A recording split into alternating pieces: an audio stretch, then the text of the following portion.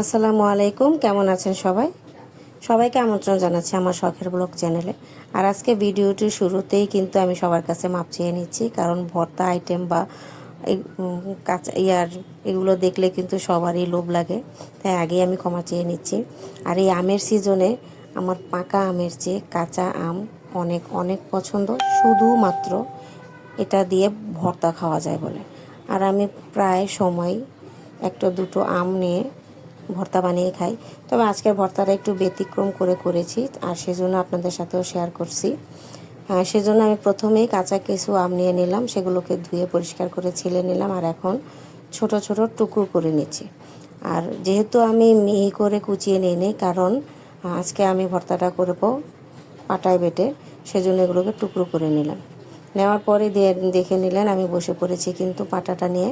পাটাটাকে প্রথমে ধুয়ে নিলাম, আর এরপর এখানে কিছু শুকনো মরিচ, কাঁচামরিচ, সরিষা, তারপরে দিয়ে দিলাম গোলমরিচ, তারপরে দিয়ে দিলাম বিট লবণ।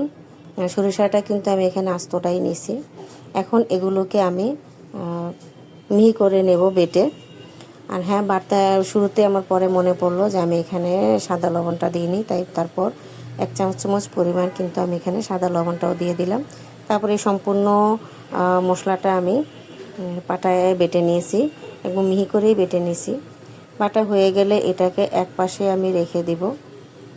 আর এই ভর্তাটা কিন্তু আমরা ছোটোবেলা আমার নানা বাড়ি গেলে দেখা গেছে, আপনারা কারা কারা চিনেন জানি না, কাহাল বলে, ওই কাহালের মধ্যে আপনার এগুলো নিয়ে আমরা বানাতাম।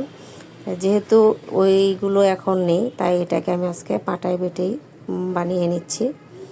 তারপর এই তো অল্প অল্প করে আমের টুকরো দিয়ে নিচ্ছি, যেহেতু পাটাটার মধ্যে জায়গা কম, আর এটার মধ্যে আমার এগুলোকে সেচে নিতেও খুব কষ্ট হচ্ছিল, কারণ এদিক সেদিকও ছুটে যাচ্ছিল।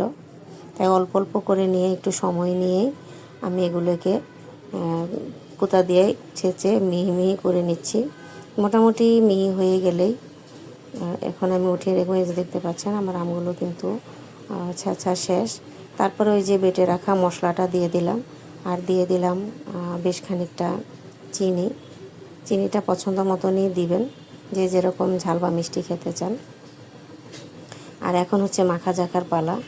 আমার এখন ভিডিওটা করার সময়ও মনে হচ্ছিল এখনও আমি এটাকে বানিয়ে খাওয়া প্রয়োজন আছে, তা আমি কিন্তু আবারও বানিয়ে খাবো। আপনারাও বানিয়ে খাবেন। ধন্যবাদ।